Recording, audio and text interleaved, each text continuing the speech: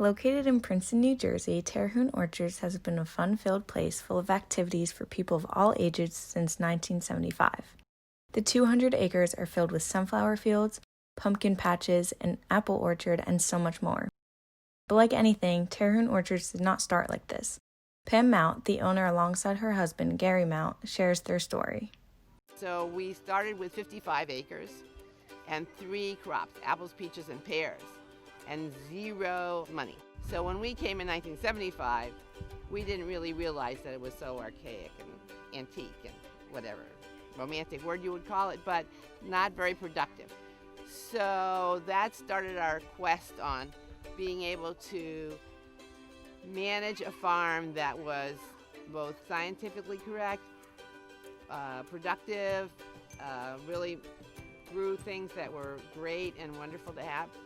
Now we are 200 acres with 4 farms in the neighborhood, so that we're able to grow over 50 or 60 different crops. All the vegetables, 25 different kinds of apples, 30 different kinds of peaches, blueberries, cherries, pretty much anything anybody would want, which is why our store is so successful, because through the seasons, people know that they can come to Terhune Orchards and get the best fruits and vegetables in the season. The many crops Terhune Orchards has came in handy for the owners when COVID hit, because although society might stop, nature doesn't. The great thing about that was when this virus hit everyone, we still had our own crops. We have our apples and we have special storages for our apples, so we pick the apples into big bins in the fall. We're able to build an apple storage that has controlled atmosphere storage. Take all the oxygen out of the air. The apples are fooled into hibernating, so that gives us apples all year round. So when people were looking for fresh fruits and vegetables, when all the grocery stores were closed down and nobody had anything, we were here cranking along. Like any business during this time, though, there were many changes in how the farm ran things in order to keep all of their supporting customers safe during this time. So then we decided, well, we better try and have curbside, but we called it porch side because we have a big porch on our store. So people would call in their orders, we would pack it all up, and then put it in their trunk so nobody had to have interaction with one another.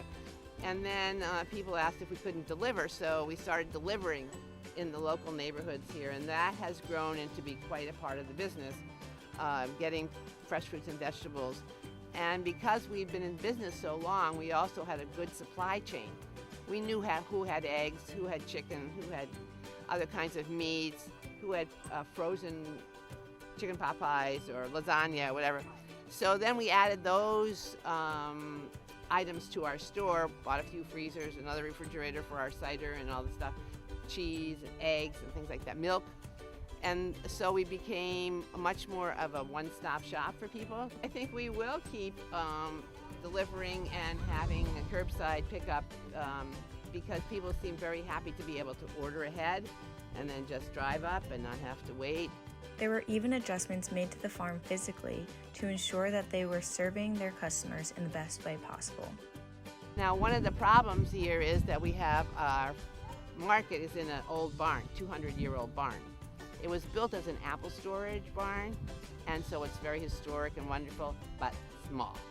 And so when we realized in the spring that we could only have like 6 people in the store at a time because you had to be separated out. People had to line up in long line, wait their turn, which people patiently did. But the other thing that we changed was we have a winery, of course. Now we grow our own grapes and we make our own wine. That was something that my daughter, who had lived in California for a number of years after she graduated from Princeton, came back to the farm wanting to start a winery. Her dad says, fine, whatever. And he can grow anything, so that was no problem. But then once you grow the grapes, you have to put them in the bottle. That was a little challenging. So we had to get more equipment and all that. And finally we built a new barn, which is right there, with all the equipment, tanks and pumps and all that stuff. So we had a little courtyard between that barn and the old barn, which was where we had a sort of a little tasting area. But it was too small. So we moved the whole thing out into our big orchard. And we have these big trees that are very historic. They've been there for 100 years. And I always called it my romance orchard because I think you drive into an orchard, you think there should be trees, not just these. We all have dwarf trees now. They're small, very productive and wonderful, but not very romantic. So anyway, that was sitting there, and we really didn't do anything with it. Just sat there. So now we've moved the whole vineyard tasting area into that big orchard. However, with all of the events happening in the infamous year of 2020, the orchards seem to be faring off well for how treacherous the year is. In fact, they seem to be doing even better with all of the demands for fresh produce. I think in the end, I think people are very glad to be here. They seem incredibly thankful for us to be open year-round and encourage their families to come and visit with the farm animals and have a day at the farm, especially now in the fall weekends.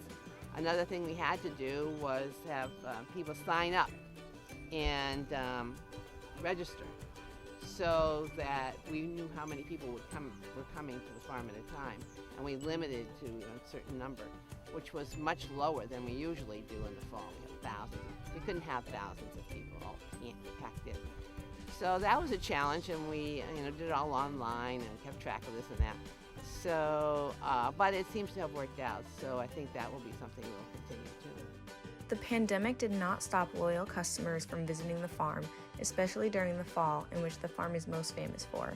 With still having hundreds of customers visit each weekend, Pam and her family had to make decisions on how to keep these customers safe, but still giving them the fun that Terhune promises. But one of the things that we've sort of missed is we've always done thousands of children on school tours here. But of course there's no school.